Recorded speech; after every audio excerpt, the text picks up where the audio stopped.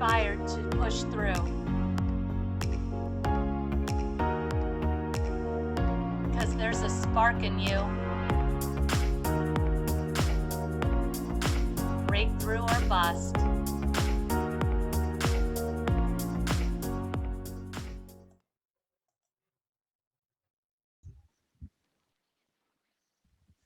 Hello, hello. Welcome back to Breakthrough or Bust. Breakthrough or Bust. I have a very special guest today, Jennifer Tidwell, and she has a company called Jen's Wellness and Trauma Healing. Did I get that right? Yes. Okay. Yes. And will you tell us just a little bit about that? Well, the business has really grown over the past year more so. I've always had this, inkling inside, the intuition that I want to help people heal from their programmed trauma. And I'll get to that. It's a very powerful statement, but Yeah, it really birthed from my own trauma as a kid. And the type of trauma that I endured happened for 4 years. Every other weekend when I would visit my paternal grandparents, my father was never involved. And it was sexual abuse. It was very traumatic. Now, they would give us medicine to put us to sleep. So my conscious memory never really got it. But my subconscious and my body remembers. wow. And so that shaped me from the age of 2 to 6. So I didn't really get a great start, to this world because it happened as soon as I turned 2. And that's really the ages where you're creating Mhm. all your beliefs and how you. So the core beliefs that were programmed as a result of that trauma were, I'm not valuable, I'm not worthy, I'm not enough, I need to be quiet. Don't tell anybody what's going on. You can't trust anybody. I'm not loved. And everything else that goes along with it. Sure. That was the core program. And that followed me for so many years, even into my teen years. And, went through domestic violence. And my last marriage, which was my first, lasted 6 months.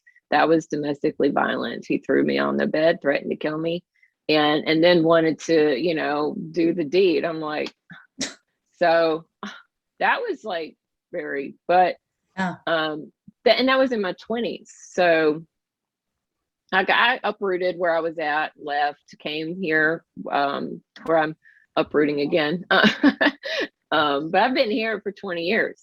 Mm-hmm. And so I left where I was from for 20 years. And I always knew that I was going to go back, because God has a purpose to heal people there. And just going through my life experiences and all that programmed trauma and the behaviors that go along with it and the beliefs that go along with it, it led to toxic, abusive relationship cycles. Sure. And of course, it was natural for me to blame everybody else, which is what most people do. Absolutely, yeah. But in order to break that cycle, I had to face a very hard truth about myself. Mm-hmm. Most people don't want to do that. And for me, I think it started stirring in about 2015, 2016. Mm-hmm. I was just very uneasy about everything, life, relationships. I wasn't happy. I didn't want to wake up. I didn't want to go another day.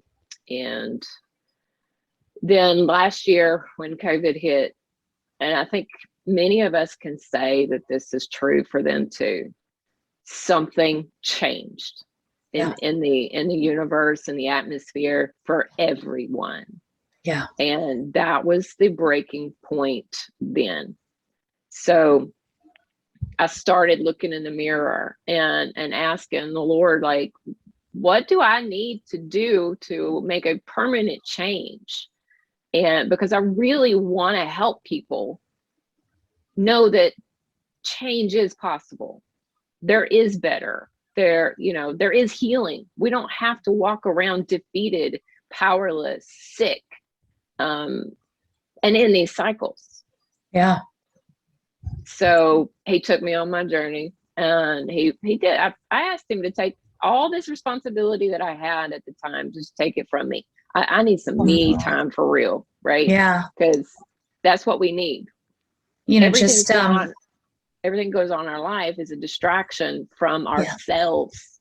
Yeah. So he did, he cleared it. He Well, and said, that okay. idea of personal responsibility, what you were talking about there, I love that so much because it is a challenge. It's not something we don't always want to look at it. And I mean, many years I worked in human services, a lot of people know. And so I ran a program for ex-offenders with mental health issues and of course drug addiction. And, and so when we got into personal responsibility, there was a lot of anger about that. Nobody wants to be responsible for the terrible things they've done. And like you're talking things like prostitution, and there's all these things. Like, think about the things people do for drugs. Nobody wants to own up to it. I was a victim of the drugs, but at one point you made a choice.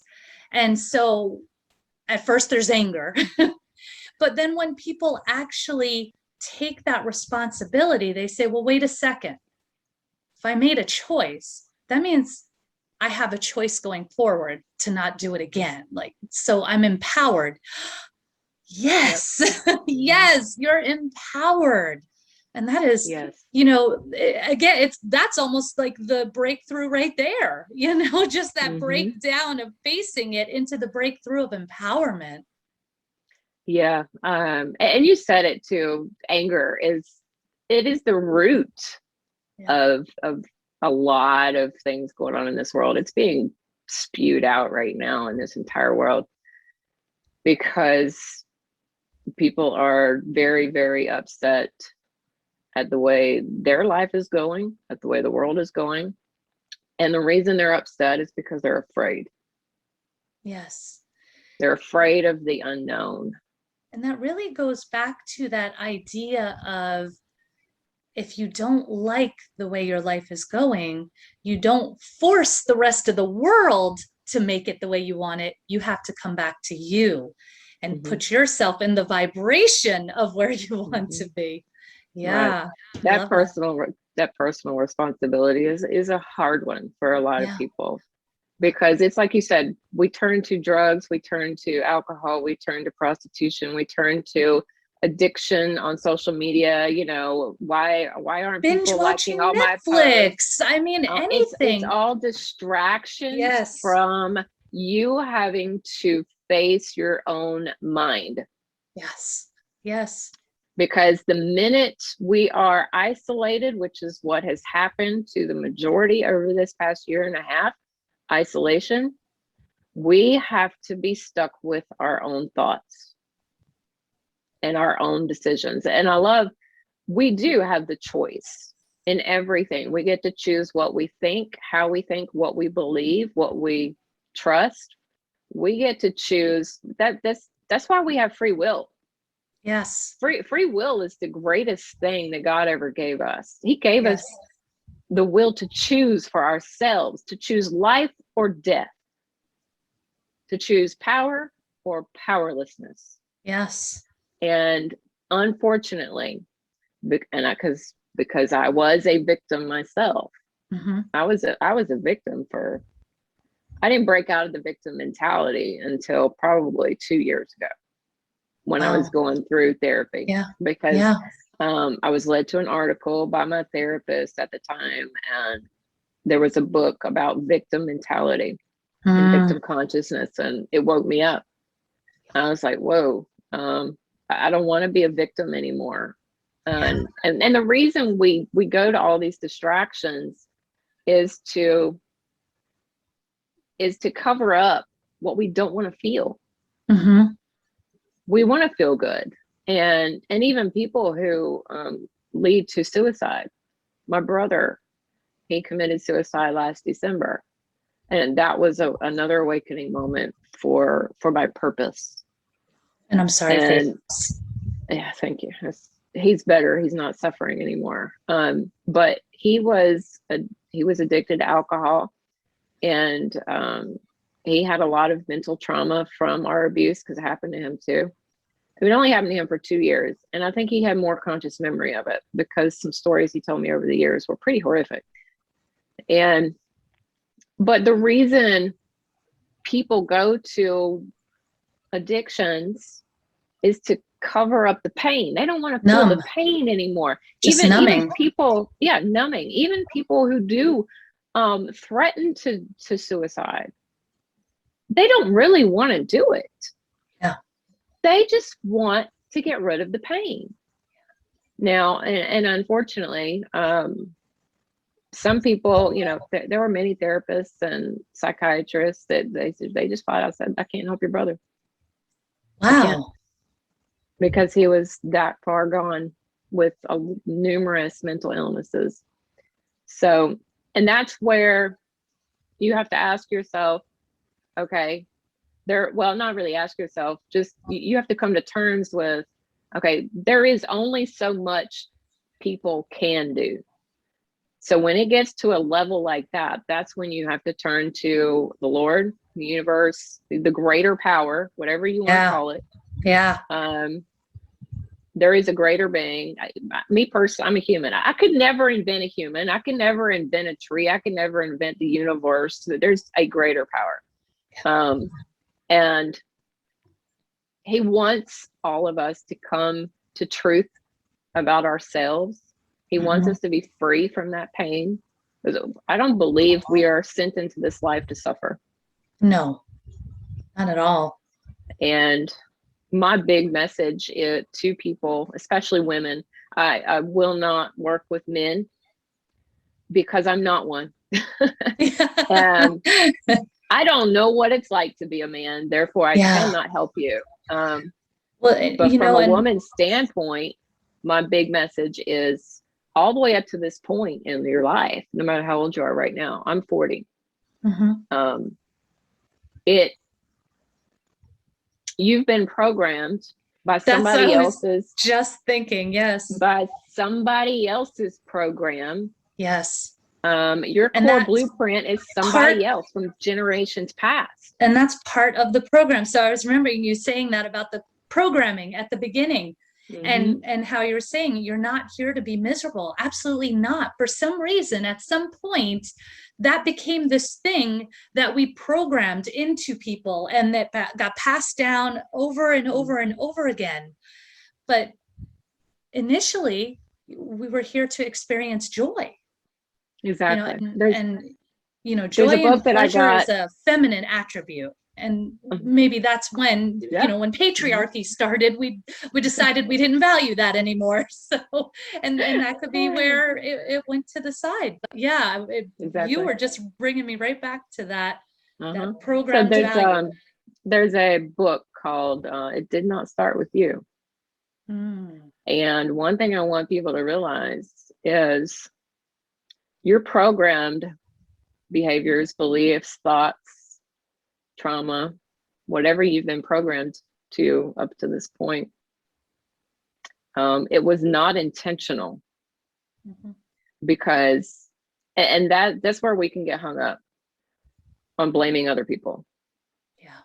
We do not know what we are doing in an unconscious state. And this is where grace, mercy, and forgiveness and love needs to come in order to experience true joy, true peace, and true love. We have to face our ancestors with the thought of, you didn't know what you were doing. You really didn't. And ultimately, things that may have served them, do not serve us, because the world is a different place. And we're always evolving and changing. And, with each new generation, there's new beliefs, new behavior patterns, and new intelligence. So we're always evolving and changing.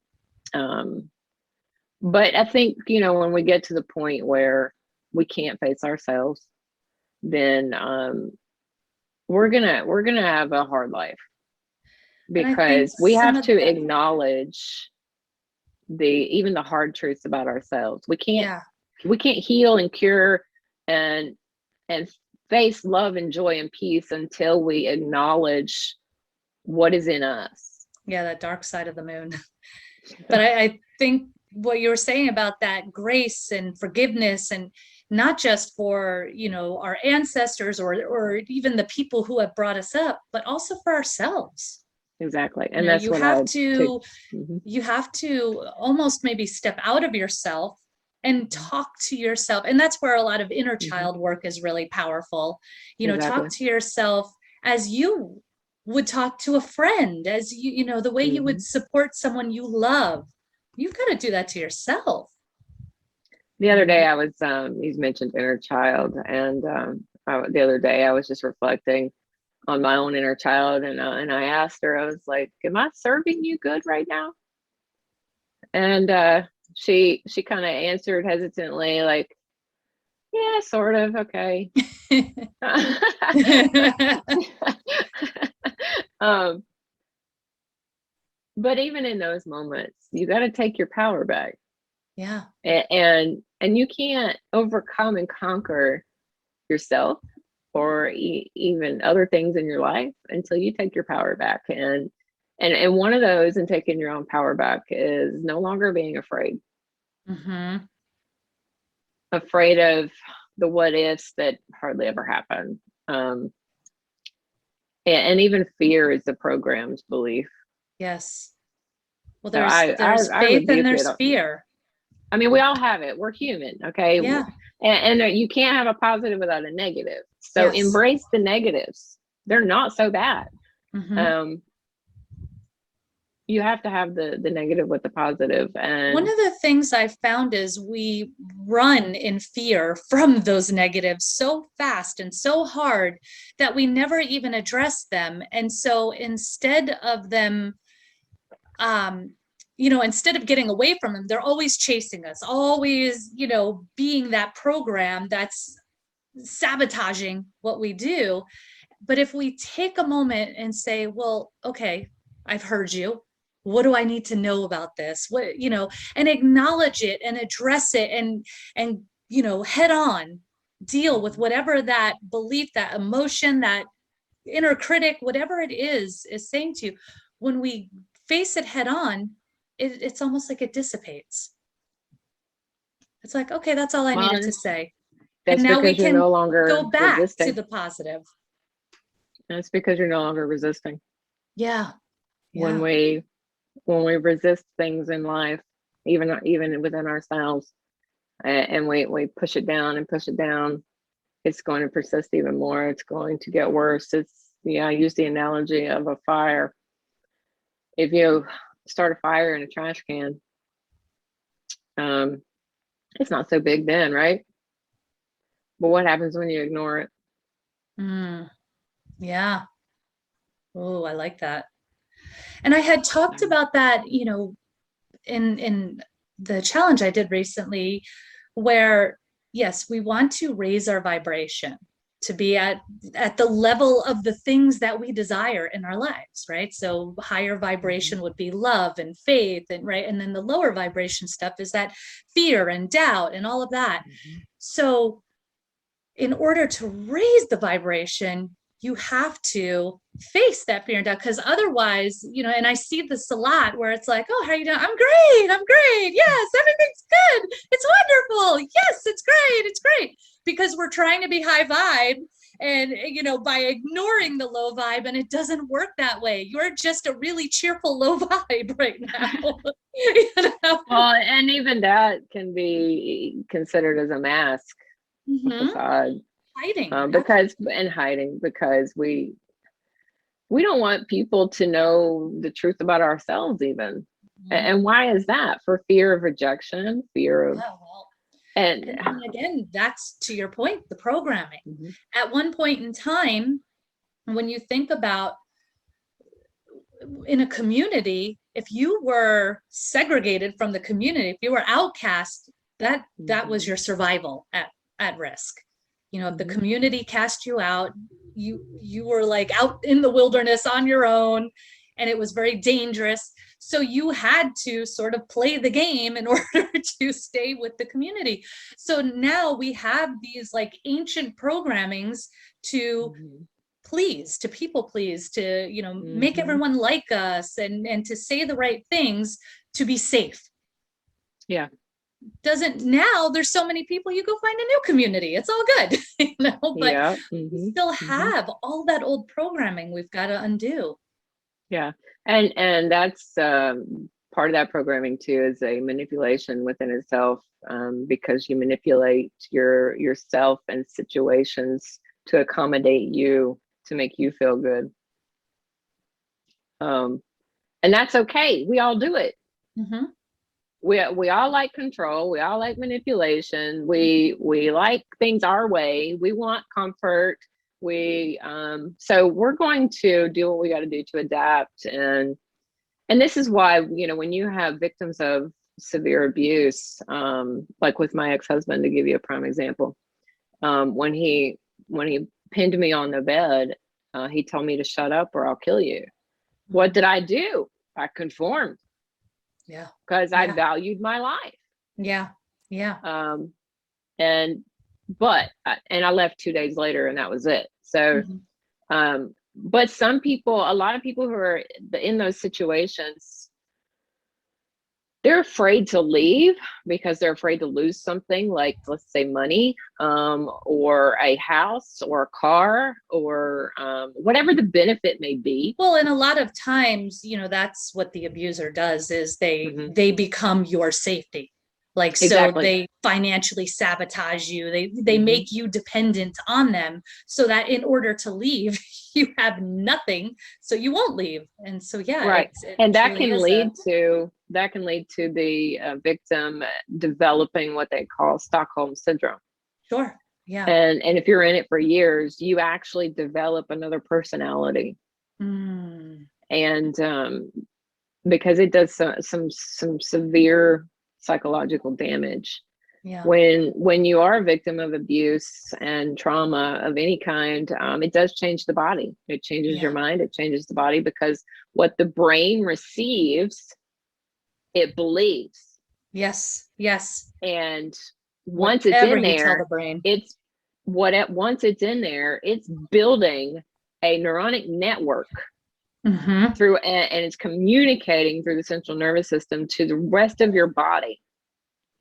And this is another point I want to get to people. We align to our thoughts because of those neuronic pathways in the brain.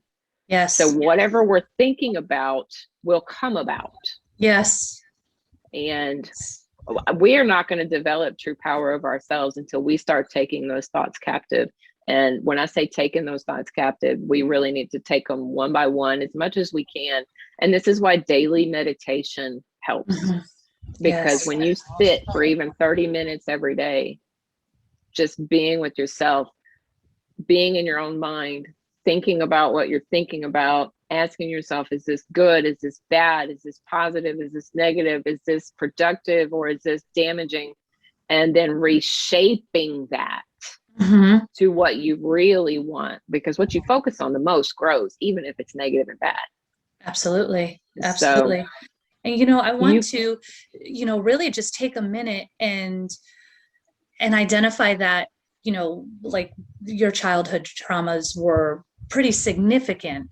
But when you said, you know, the things that came out of them, it's something that a lot of people have felt, that worthlessness, that, you know, it doesn't have to be that you went through a very severe traumatic experience that you came out of out of with those feelings. And even still, like, I know in my situation, I was not in a physically abusive relationship, but emotionally, where, you know, when you're being told that you're garbage every day, that is something that is going into the brain every single day. And so, you have got to really do, like you're saying, the meditation, whatever it takes to stay in alignment with you. And you know, there's that inner being in you, that divine that's in you. And that's why every time you hear somebody say that to you, it feels horrible, because it's not the truth. So it's taking you out of alignment with that, Right. that divine. And so just, that's that spark. That's that spark. So I always end the show with, there's a spark in you, right? That's that spark in you. So when you know that that's wrong, it's a lie. When somebody's saying things like that to you, just have faith in that spark, And so whenever the time is right, you do what you're going to do, you make your choices, but know that, and if you're in a situation where maybe you can't leave today, or, whatever the reason, when that is said, just negate it immediately. As soon as it's said, that is false, and just reverse whatever is being said to you. So it just sort of undoes that. And you are building that worthiness to make the decision, to start, setting up your little pebbles, your little breadcrumbs to get to where you're going to go. Exactly. And not every single one is the same. Every situation is a bit different, and some takes longer than others. Trauma in and of itself, the word and definition, and my belief is there's different levels of trauma, and anybody can experience trauma from birth. I mean, the birthing process is traumatic to the human body alone. So, and even if you see a toddler fall down and bump their knee, say they fell off their bicycle, they're trying to learn the bicycle, there's a traumatic injury there in the knee that has been permanently registered. But there's so many different levels of it. And building that pathway out. For me, when I left my ex-husband 2 days later, I took nothing with me of my own personal property. Wow. I took my son, my oldest, he's in the Marine Corps right now. He's 22, happily married to his middle school sweetheart. And I knew it from the very beginning. I knew when I met her, I looked at him and said, yep, y'all are going to get married. I listened to the inner spark. I listened to myself. Listen to your intuition. Okay. If your gut starts tightening, and you will have physical sensations. Yes. To the people around you. Pay attention to what your body is telling you. Yes. But going back, I just grabbed my son. He was 1 at the time, almost 2. And I just grabbed his diapers and food and some clothes, and I left. Because here's the thing. So many women are afraid to do. They're afraid to leave because they're going to lose whatever they've got of material value. But I'm here to tell you that when you step out and you leave, that better is coming. You can trust. You can trust and believe that better is coming. That your basic needs will be provided for. I've gone through, one of my last break points was over this past year. And got me with that. I truly have experienced that provision from the Lord. Yeah. And I personally have not had to work myself like a job. Okay. I do what I do as a ministry because it's what God wants me to do. And he provides. Yeah. Family, friends, if I need something, I have people to go to. Now, some of you may not. Yeah. And you need to find a safe haven. Start, just go to any kind of church, there's women's shelters, go to a women's shelter. Yeah. There are organizations that will help you. But it starts with that bravery and courage to step out against everything you've learned and known, to step into and choose to trust the next process. Absolutely. Oh, yeah. Healing is there. It is there, but we have to take that personal responsibility and wake up and say enough is enough. I have the free will to choose what I want to believe, what I want to do, what I want to think. I get to choose to refuse all the old negative. Now, when I say refuse, it doesn't mean stuff it down and ignore it, we talked about earlier. I encourage people, go get a good counselor, a coach, and that's what we're here for too. That's what I specialize in. So healing is possible because it's also affecting your body. Yeah. Oh, for sure. Yeah. There's Mm-hmm. so many instances, and it's always amazing to me how I've just seen it over and over again, especially if there's a weakened area of the body, then Mm-hmm. that's where something will go. And, there's many times if there's been sexual trauma, Mm-hmm. the hips, the pelvic region, there's going to be issues there. The heart, the lungs, Mm-hmm. it's, when you hear about the person who died of lung cancer and never smoked a day in their life, the lungs are the organ associated with grief. And so oftentimes it can be just some sort of grief that they've experienced throughout their life, and they never cleared it out. Yeah, and there's so many different kinds of grief. You can grieve the loss of a part of yourself. Yeah. Yeah. Because Yeah. when you deprogram the program trauma, you have to reprogram something new. So when you Mhm. deprogram, you're going to go through that shedding process of somebody you once were. Yeah. Absolutely. And there is Well, a I love grief that. there. Yeah. And oftentimes you grieve, like, so as you step into that newer version of you, there's going to be a shedding of your community as Mm-hmm. well. Like, some Mm-hmm. of the community Mm-hmm. was, in that vibration, and you're moving Right. into a new one. And so you do lose. It's kind of like, the alcoholic that stops drinking, Mm-hmm. they sort of lose all their friends because they were all, Exactly. hanging out at the bar together. So there's that grieving. There's the grieving Mm-hmm. of the people who you cared about. There's nothing wrong with those people necessarily. It's just, Mm-hmm. you're moving into a new phase. And so there's always that grieving. Yeah. And you truly cannot heal in a toxic environment. Yeah. And when it comes to, let's use the analogy of plant life, trees. There's a reason we prune trees and cut off dead limbs, because it's no longer fruitful. Yeah. And sometimes you have to cut the entire tree down Yeah. to, but we know that when you cut a tree down, it's not going to grow back. But in using this analogy for ourselves, we will regrow Mm-hmm. into something better. Yeah. We plant a seed for a different type of tree. Mm-hmm. Exactly. Yeah. Exactly. Yeah. So yeah, sometimes you have to uproot the tree yourself and go replant somewhere else. That's Yeah. much similar to what I've had to do over this past year.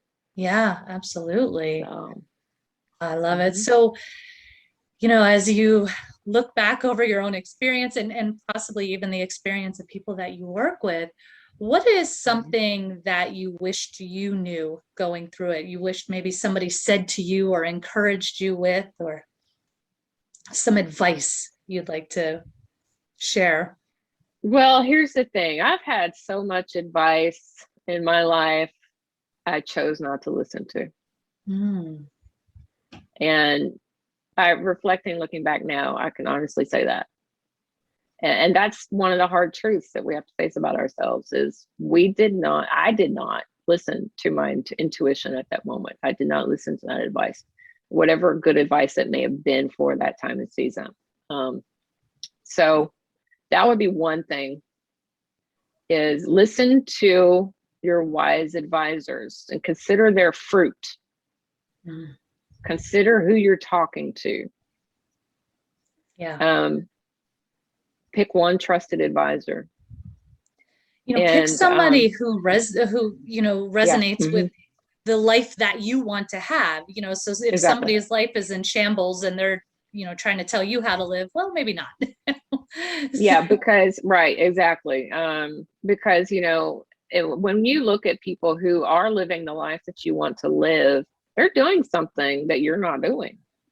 And the life they're living is the life you want to live. So you see that it is possible in their life. Now you just have to believe that it's possible for you. Yeah. This is a couple little advice, but I'd say the third bit, probably the biggest thing for me though, is